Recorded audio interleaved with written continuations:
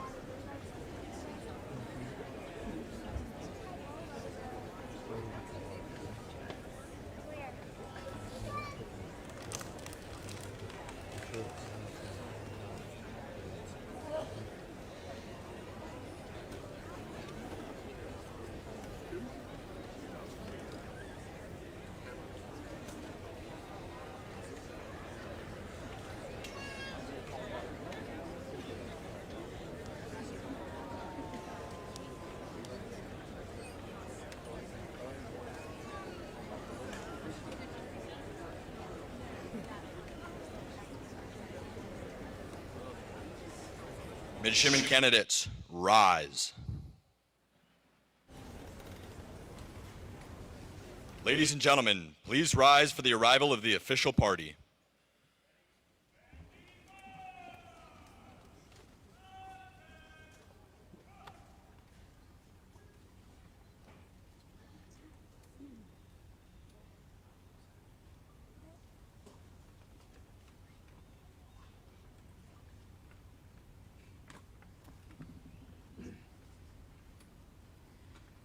Please remain standing for the national anthem.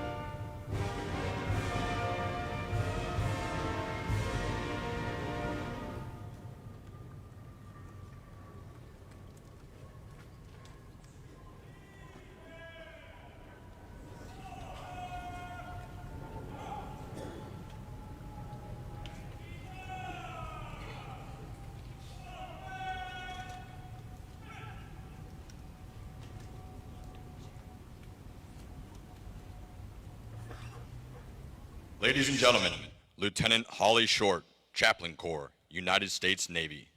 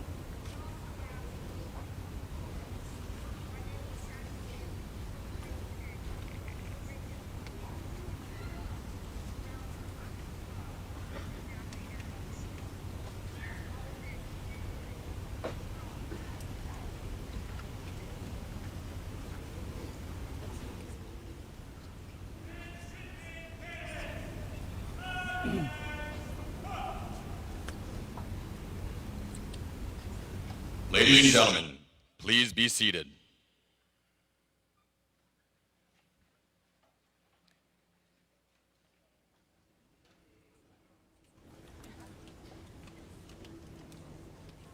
Midshipman candidates, be seated.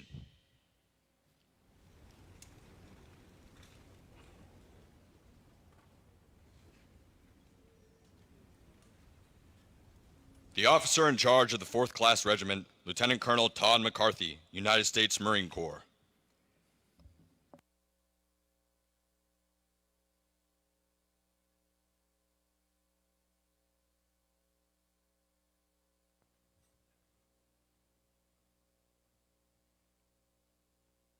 Detail, raise hands. Having been selected as a member of the Plebe Summer Detail, do you swear or affirm that you will train the candidates who stand before you to the best of your ability, that you will develop them into basically trained midshipmen who are smartly disciplined, morally sound, mentally and physically fit, and thoroughly indoctrinated in love of country and a sense of honor, that you will demand of them and demonstrate by your own example the highest standards of personal conduct, honor, morality, and professional skill, and that you will ensure they are well prepared to take their place as members of the brigade at the conclusion of their training.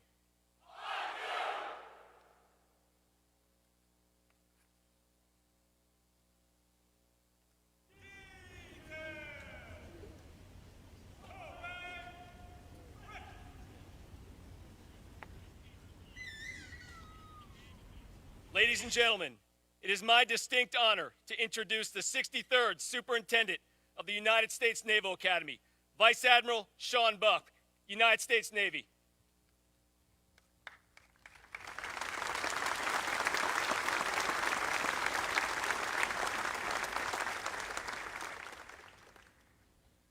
Class of 25, family and friends, it is great to see all of you all in person. I know some of you have been here for a couple of days, but it's a pleasure to welcome you to the Naval Academy and our Naval Academy family officially this evening. Class of 25, this oath ceremony marks the start of your incredible journey here in Annapolis. And although this might be the official start of your Naval Academy journey, over the last 16 months of the COVID pandemic, whether you are in high school, prep school, college, or possibly the fleet, you have undoubtedly already forged one of the qualities that will make you a world-class leader 4 years from now: the ability to adapt and overcome.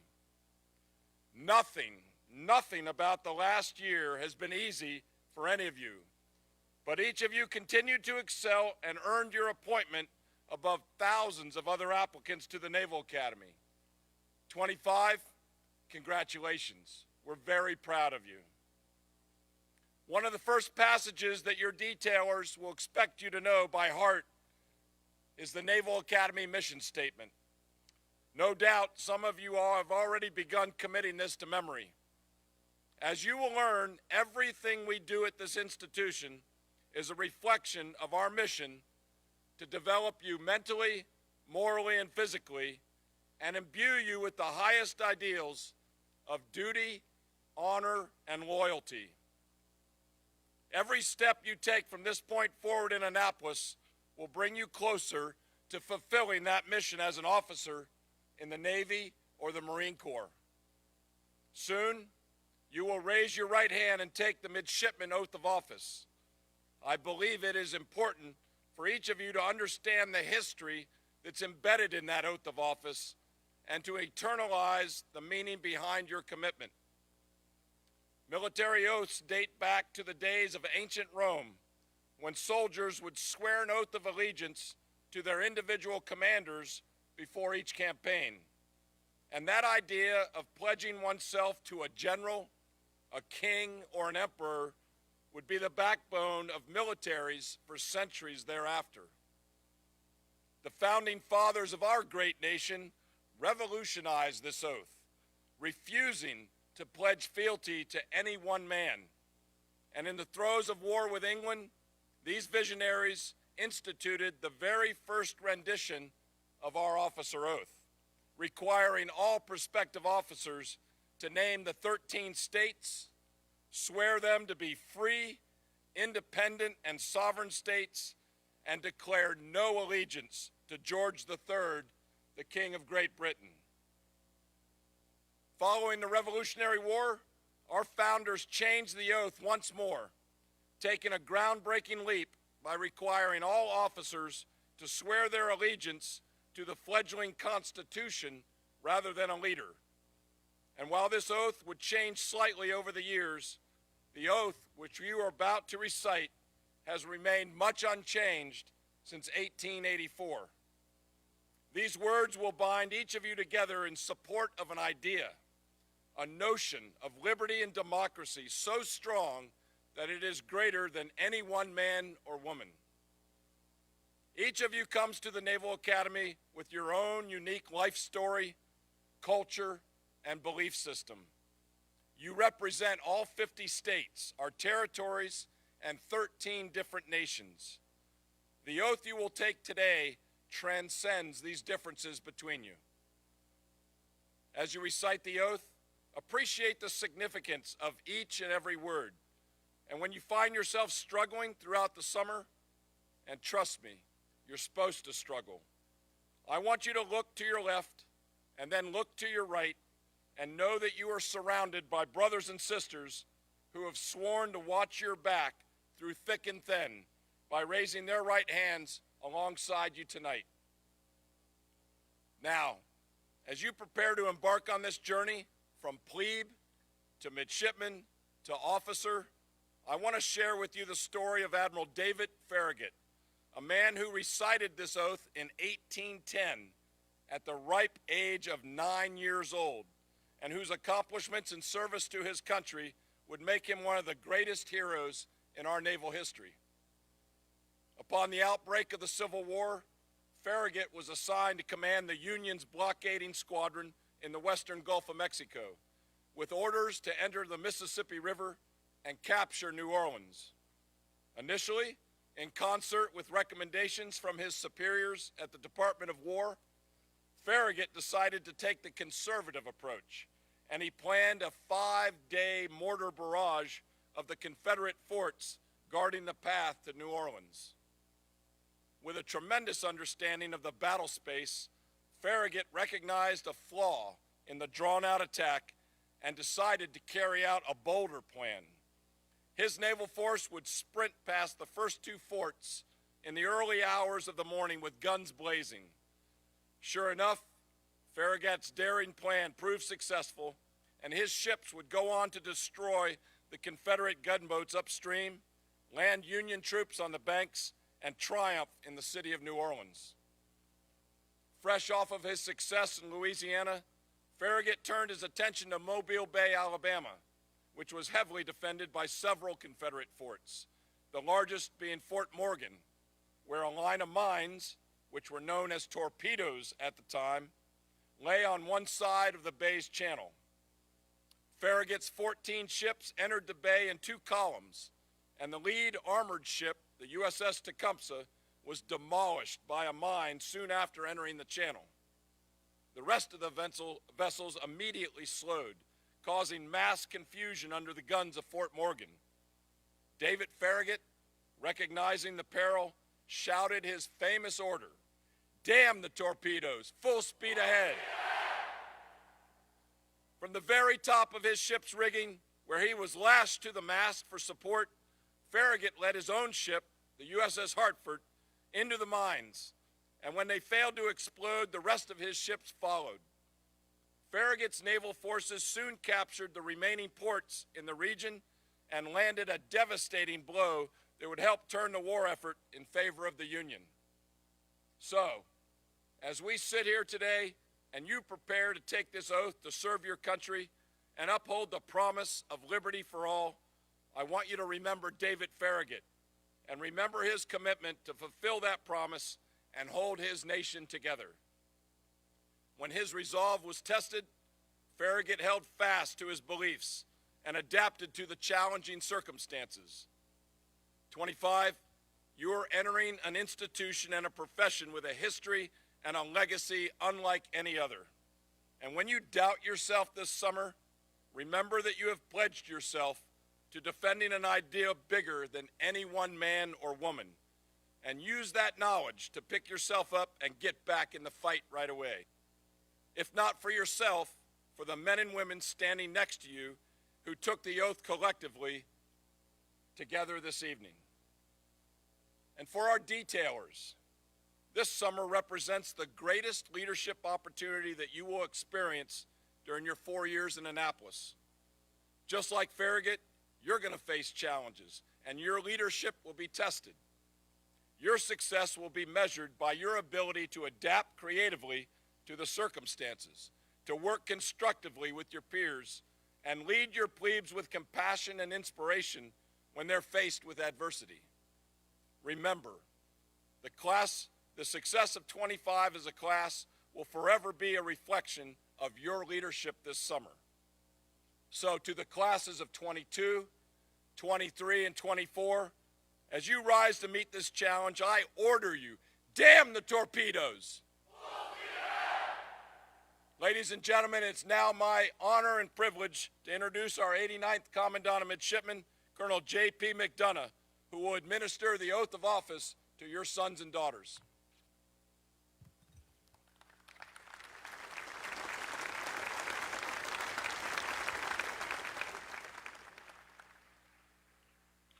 Candidates from the class of 2025, listen carefully to the oaths I am about to administer and acknowledge them by responding, "I do."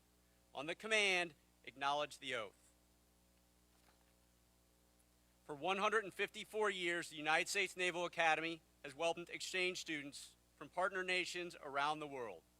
The class of 2025 includes 16 students from 13 nations, including Egypt, Fiji, Ghana, Indonesia, Jordan, Malaysia, the Maldives, Peru, Philippines, Sri Lanka, Taiwan, Thailand, and Tunisia.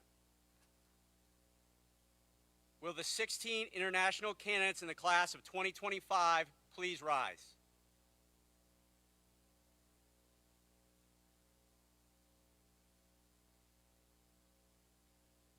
Remove your masks. Raise your right hand. Having been admitted as a midshipman at the United States Naval Academy, do you swear to comply with all regulations of the Academy, and do you take this obligation freely without any mental reservation or purpose of evasion, so help you God? Acknowledge the oath by responding, "I do."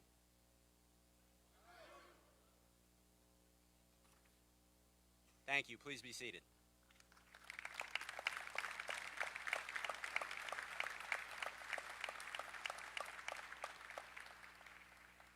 Class of 2025, rise. Remove your masks. Raise your right hand. Having been appointed a midshipman in the United States Navy, do you solemnly swear that you will support and defend the Constitution of the United States against all enemies, foreign and domestic? You will bear true faith and allegiance to the same, that you take this obligation freely without any mental reservation or purpose of evasion, that you will well and faithfully discharge the duties of the office of which you are about to enter, so help you God. Acknowledge the oath by responding, "I do."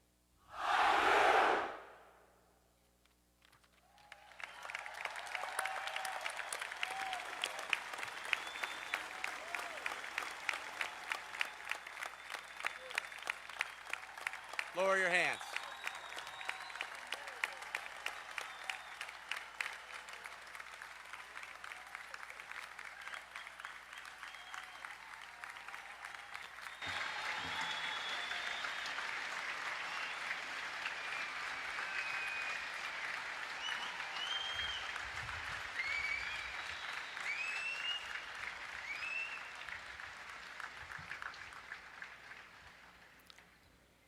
Ladies and gentlemen, please rise for the playing of Blue and Gold.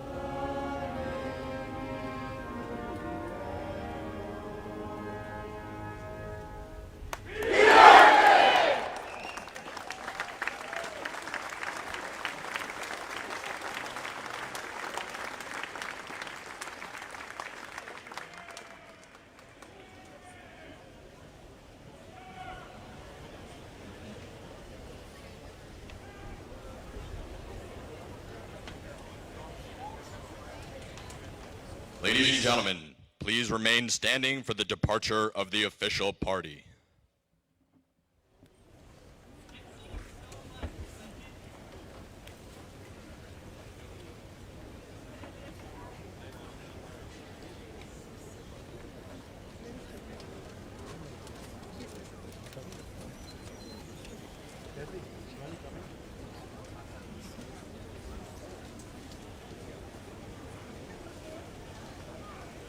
Midshipmen, your next formation is at 2015 at your designated formation areas.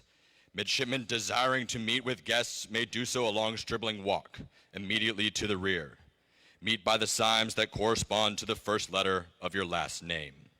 Unaccompanied midshipmen may meet with the Naval Academy supporters in the center of Stribling Walk.